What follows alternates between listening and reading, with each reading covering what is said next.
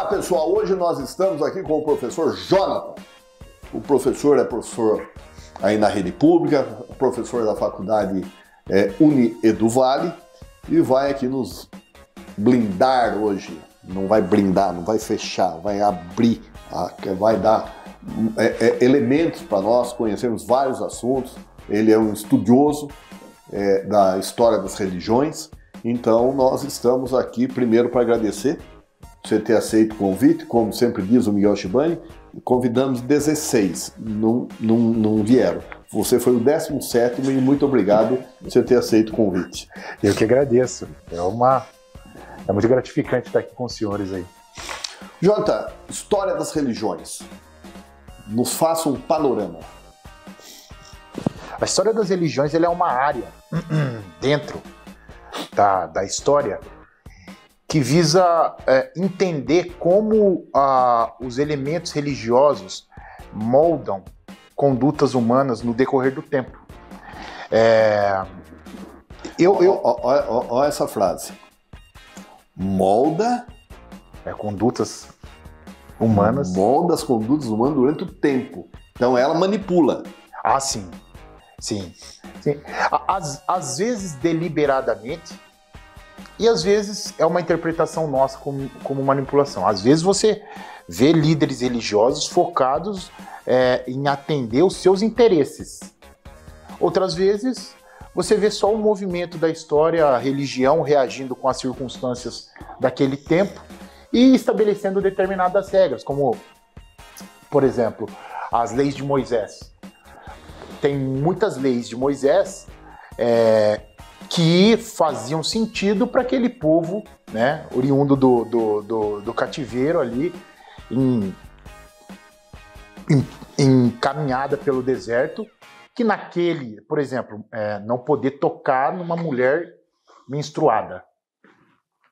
É uma questão de higiene para a época, sem absorvente, no deserto, um calor infernal, e os caras não tinham muito pudor. Né? E até mesmo um alívio para a mulher. Para aquele contexto fazia muito sentido. Sim.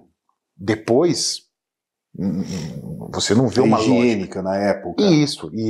Hoje em dia você não vê uma lógica, até depois Sim. Você não viu uma lógica em relação a isso, tanto que Jesus tem uma conduta diferente em relação a mulheres menstruadas, ele até realiza um milagre em relação a isso. Mas as religiões, elas podem ser usadas de várias formas. Ela pode ser usada para pacificar, como ela pode ser usada para causar conflito.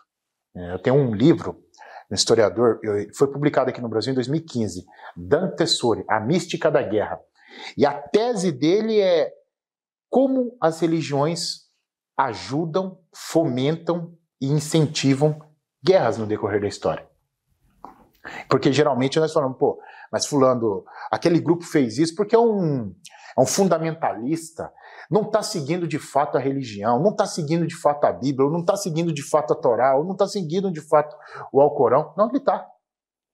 As religiões elas têm mecanismos de aglutinação e de repulsa, de unir pessoas e de segregar pessoas. Então, o Dan Tessori ele vai falar isso e vai defender essa tese no decorrer da história de várias pessoas genuinamente religiosas, genuinamente estudiosas da Bíblia, como São Bernardo, entendeu? Que vai fazer toda uma teologia de guerra. Como o Saladin, extremamente religioso, e vai ter toda uma conduta belicosa baseada em textos sagrados. Então, ele vai contestar essa percepção de que, não, mas é que ele não entendeu. Não, ele entendeu. A religião ou os textos sagrados permitem isso. Entendeu? E a história das religiões visa dar entendimento, dar clareza ou investigar melhor esses fenômenos no decorrer da história. O professor, a gente vê falar que religião tem mais ou menos mais de 4 mil no mundo. Tem várias. Mais de 4 mil, né? Sim. E a religião tronco mesmo, quais são? Então, é tudo ramificação, não é? Então, é que no passado, acreditava-se, por exemplo, as que são próximas do Ocidente, religiões. Eu estudei a Igreja Católica, estudei no mestrado, a Igreja Católica no final do Império e início da República. Um período turbulento para a Igreja, só que a Igreja cresceu exponencialmente. A Igreja vai criar uma ideia do que é ser brasileiro, um patriotismo, etc. Mas, enfim. E eles falavam, por exemplo, que você tinha judaísmo, isso nos textos, nas encíclicas, não, nas pastorais coletivas da Igreja Católica. Tinha islamismo, judaísmo e catolicismo. E o restante era o que? Seita.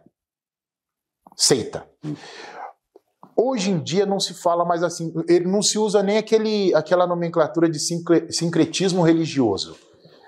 A pessoa tem uma determinada crença, pessoas fundam religiões.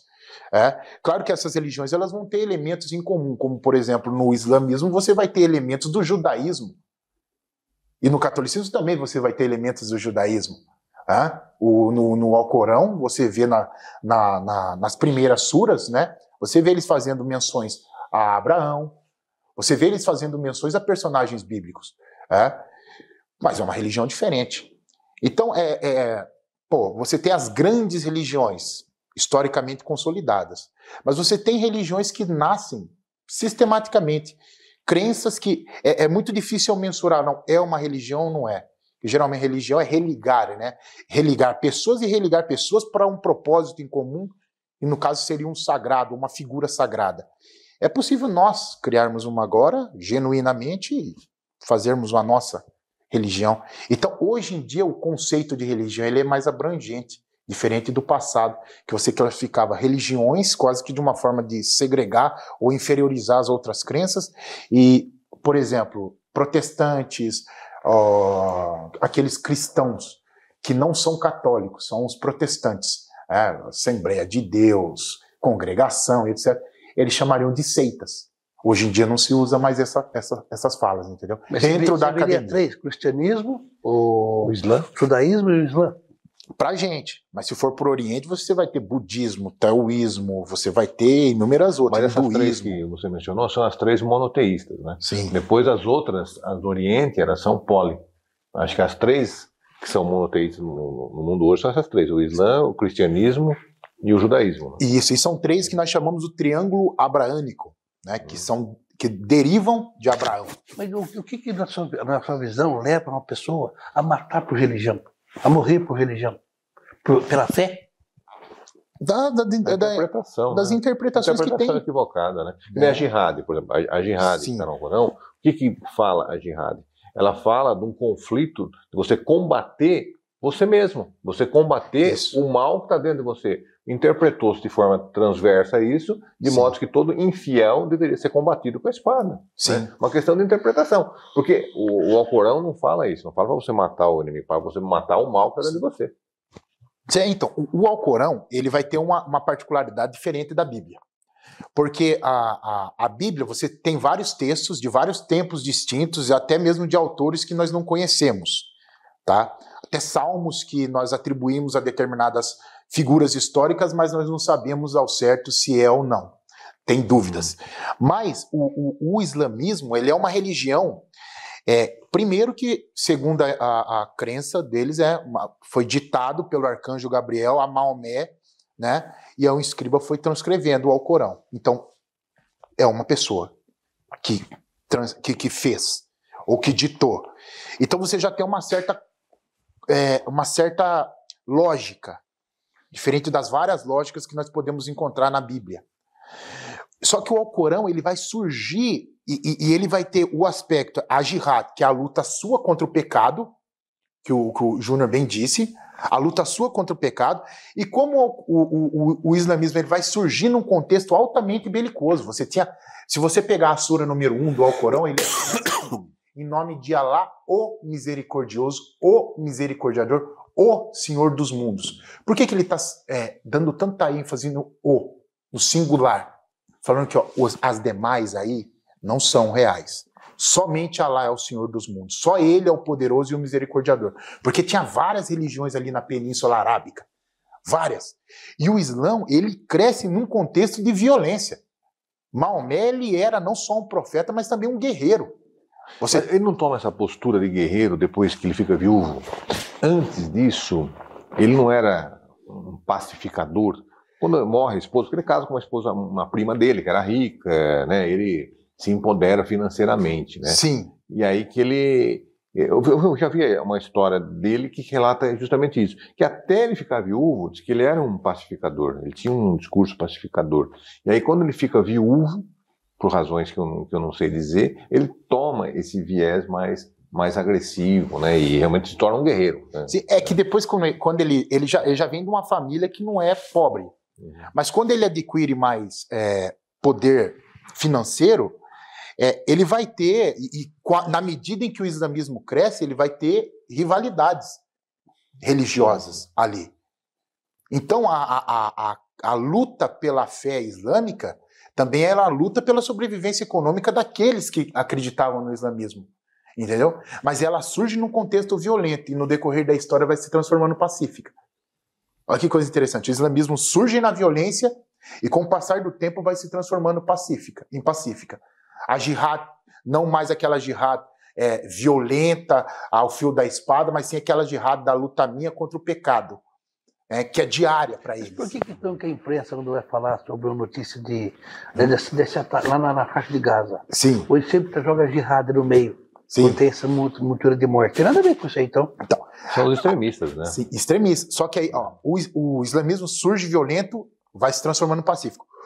O catolicismo, o cristianismo, ele surge pacífico e na medida em que vai se transformando uma religião burocratizada e vinculada ao Império Romano, ela vai se transformando numa religião violenta. São movimentos históricos diferentes. Só que, por exemplo, o cristianismo, os cristãos, ou o Ocidente, vamos colocar assim, eles vão ter movimentos de extremismo religioso, ou melhor, de fundamentalismo, de terrorismo de fato. Se a gente entender terrorismo como atos de violência por uma manifestação, por uma motivação política ou religiosa, mas é contemporâneo. O terrorismo que nós conhecemos hoje, ele é contemporâneo, não tem 200 anos. Os católicos vão fazer isso, você vai ter o IRA, você vai ter o ETA, você vai ter vários grupos renunciando à modernidade, porque colocavam a modernidade como sendo fruto de... Na Irlanda não foi por causa de fé, de religião? Também. Na Irlanda você vai ter o IRA. Você vai ter, na Espanha você vai ter o ETA, entendeu? Católicos e protestantes, você vai ter também. Os islâmicos vão herdar isso dos católicos. Dos cristãos, do Ocidente. Essa luta incessante contra a modernidade, colocando a modernidade como algo que degrada a fé, degrada o espírito, degrada a alma, eles vão pegar isso e vão levar ao pé da letra. Só que o mundo islâmico, ele é muito diverso, você vai ter várias correntes de islamismo, vários países, várias interpretações distintas e alguns deles vão ter características sectárias, que é como nós vemos na faixa de Gaza, na Síria, entendeu? No Afeganistão. Aí sim, você vai ter grupos com interpretações políticas e religiosas e que utilizam a religião como uma motivação ou como um instrumento de legitimação dos seus propósitos. Aí a mídia trata como fundamentalista. Mas não vê também os fundamentalistas que nós temos aqui, entendeu? No Ocidente, coloca só como sendo eles. É interessante, porque teve todo um movimento norte-americano antes. Vamos pegar o Afeganistão, tá? O Afeganistão, aquela região ali que estava na Guerra Fria sob influência da União Soviética. E os Estados Unidos alimentavam esses grupos para combater a União Soviética, contexto de Guerra Fria. Depois a União Soviética cai e esses grupos também não vão aceitar o poder, o comando, né? O colonialismo cego dos Estados Unidos. E daí vão se revoltar contra os Estados Unidos. E daí aqueles sectários que não deixavam de ser, que eram contrários à União Soviética e eram amigos dos Estados Unidos, agora vão ser inimigos dos Estados Unidos. E você vai ter toda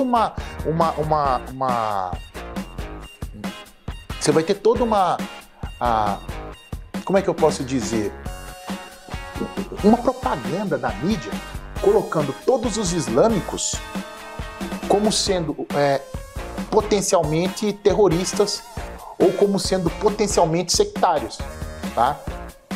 Não necessariamente. Assim como nem todos os católicos são sectários, ou por exemplo, atualmente nós temos muito evangélico, o pessoal fala que é evangélico e já fala, pô, é bolsonarista. Não necessariamente. Eu conheço inúmeros evangélicos que não são, mas é o que é vendido, entendeu? É isso. Muito bem, no próximo bloco nós continuaremos o bate-papo com o Jonathan.